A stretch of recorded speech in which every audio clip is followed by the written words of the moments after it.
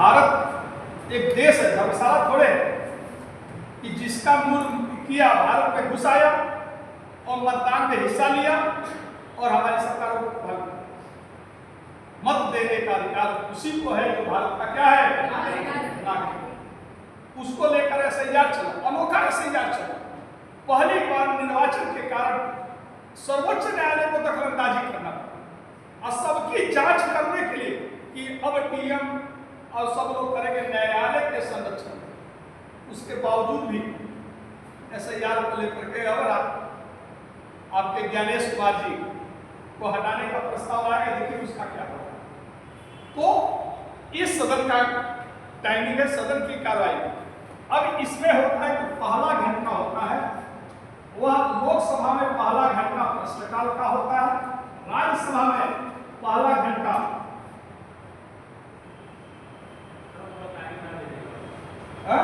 क्या है, उल्टा लिख दिया क्या जी? लोकसभा में 11 से 12, अच्छा 12 से, ठीक लिखे पहले लोकसभा लिखे हैं 12 से 28, ठीक।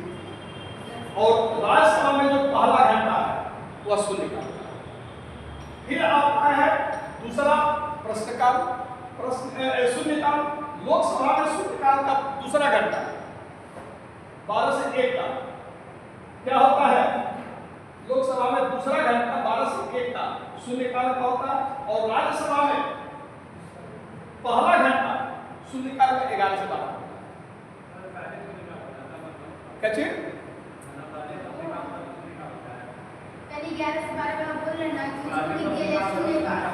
पहले जो होता था 2014 से पहले 11 से 12 दोनों सदनों में प्रश्नकाल और 12 से 1 शून्यकाल, ये पहले। लेकिन 2014 में प्रक्रिया में क्या कर दी गई, बदलाव। प्रश्नकाल का जो समय है लोकसभा में 11 से 12 और राज्यसभा में 12 से 1। शून्यकाल का जो समय है वह लोकसभा में 12 से 1 है और राज्यसभा में 11 से। इन्हें लिखा समझ गए? ये बदलाव कर दिया, पहले नहीं था। शून्यकाल का मतलब ही होगा 12 बजे का टाइम क्या होता है, न उसको पूर्वाह्न कहा जाता है न मध्याह्न कहा जाता है। 12 बजे का समय जो दोपहर का समय है उसको 0 आवर कहा। ये शुरू होता था शून्यकाल 12 से 1, इसीलिए इसका नाम रख दिया गया क्या, शून्यकाल। शून्यकाल शब्द जो है मीडिया द्वारा दिया गया, मीडिया द्वारा दिया गया। ये भारत की अपनी देन, यानी विश्व में कहीं भी शून्यकाल नहीं होता। ये भारत की अपनी संसदीय प्रक्रिया में अपनी देन है। भारत में शून्यकाल अपनी देन है। इसके बारे में वर्णन न तो संसद संविधान में, इसके बारे में शून्यकाल के बारे में जिक्र न तो संविधान में और न संसद की संसदीय नियमावली में।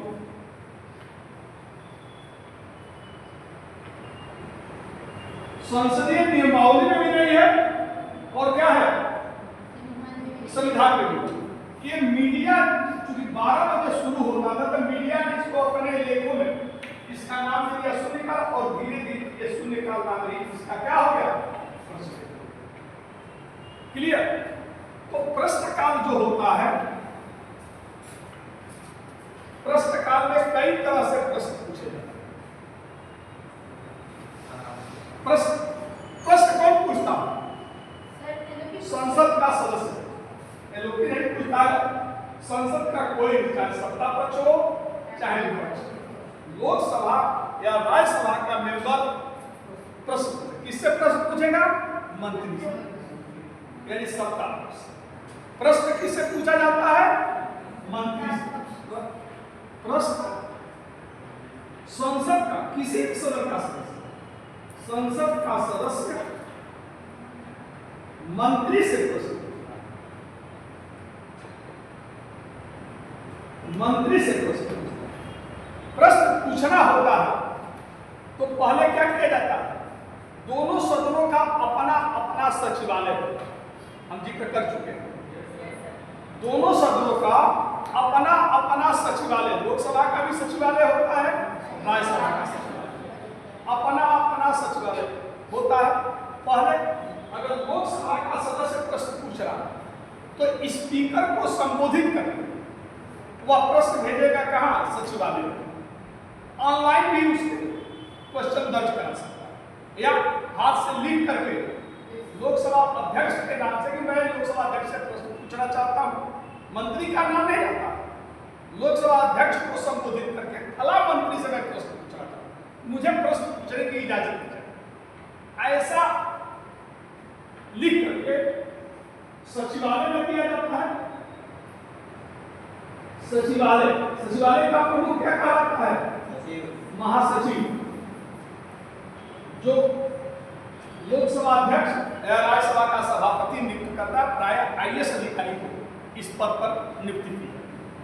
तो सचिवालय में प्रश्न दिया जाता है।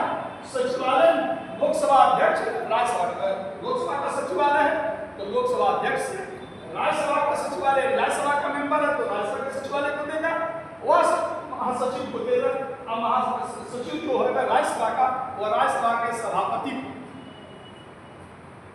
से मिल करके प्रश्न किस दिन पूछा जाएगा इसका टाइम निर्धारित है। बस समझ रहे नहीं, प्रश्न किसको किसके नाम से संबोधित होता है, अध्यक्ष। लोकसभा में लोकसभा के दो प्रमुख अधिकारी चूंकि नए लड़के भी हैं, स्पीकर और डिप्टी स्पीकर, अध्यक्ष और उपाध्यक्ष। लोकसभा में क्या होते हैं, अध्यक्ष, उपाध्यक्ष। ये दोनों सदन की कार्रवाई का संचालन की जिम्मेदारी है। राज्यसभा में क्या होता है, सभापति और उपसभापति, ये दोनों लोग राज्यसभा की कार्रवाई के संचालन के लिए जिम्मेदार होते हैं। कोई भी सदन में कार्य होगा तो अध्यक्ष या राज्यसभा में तो सभापति के अनुमति से, बिना अनुमति से कुछ भी आप नहीं कर सकते। तो प्रश्न भी जब पूछना होता है तो अगर लोकसभा का मेंबर पूछना चाहता है, अध्यक्ष को संबोधित करके पत्र देगा लोकसभा के सचिवालय के महासचिव, और राज्यसभा का सदस्य सभापति को संबोधित करके राज्यसभा के सचिवालय के महासचिव। प्रश्न दर्ज हो गया तो अब अध्यक्ष या सभापति मंत्री से मिलेगा कि भाई आपके खिलाफ इतने प्रश्न आया, आप किस दिन जवाब देंगे। तो मंत्री जिस दिन खाली रहता, यानी लोकसभा अध्यक्ष और मंत्री दोनों की सहमति से वह तारीख निश्चित होता है, किस दिन प्रश्न पूछा जाएगा वह तारीख निश्चित होता है। डेट, दिनांक जो है, दिनांक और समय कौन तय करता है, अध्यक्ष। जिससे प्रश्न, मंत्री से प्रश्न पूछ रहा है तो मंत्री से मिलकर को तय करता है। उसी दिन लोकसभा का मेंबर उस समय उस दिन प्रश्न, जिसको प्रश्न पूछना होगा, जो प्रश्न उस दिन दर्ज किया गया मंत्री से, उस सभी प्रश्नों की प्रति सभी सदस्यों को दे दी जाए। यानी सदन का प्रत्येक मेंबर को पता है कि आज फला से फला प्रश्न, उस दिन मंत्री खड़ा होता है और एक एक प्रश्नों का उत्तर देता है। समझ में आया प्रश्न का? अब प्रश्न जो होते हैं कई प्रकार के, इसमें प्रश्न जो होते हैं, प्रश्न काल में जो प्रश्न होते हैं वह कई प्रकार के प्रश्न।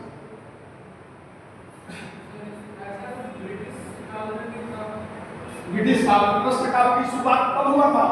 1892 के भारत परिषद अधिनियम।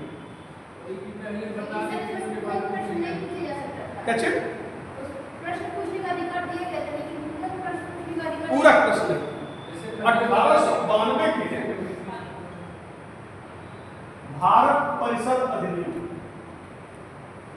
भारत परिषद अधिनियम में पहली बार संसद के सदस्यों को यह अधिकार मिला कि वह मंत्री से प्रश्न कर सकते, लेकिन केवल सामान्य विधेयक। 1892 में विधेयक दो प्रकार के होते, एक सामान्य विधेयक, एक धन विधेयक। तो धन विधेयक पर प्रश्न पूछने का अधिकार नहीं था। सामान्य विधेयक पर मंत्री से प्रश्न पूछा जाता, वो भी पूर्व सूचना दी जाती थी। तो मंत्री किसी दिन आता था, अब उसका जवाब।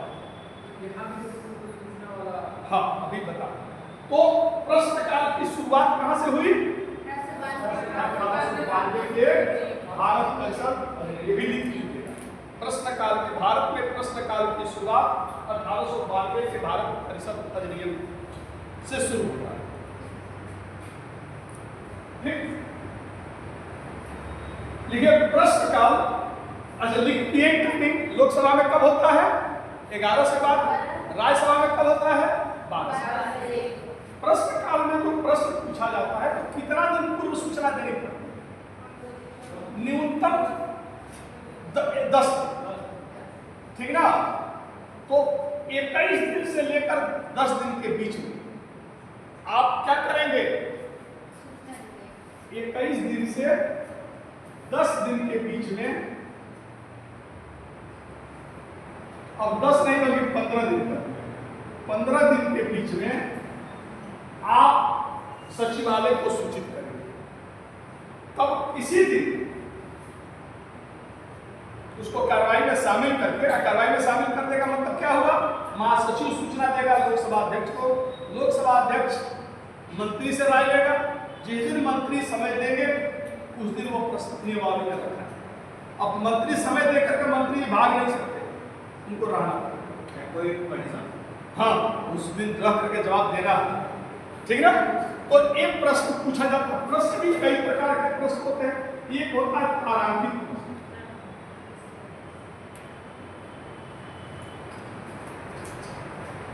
एक होता है अप्रारंभिक।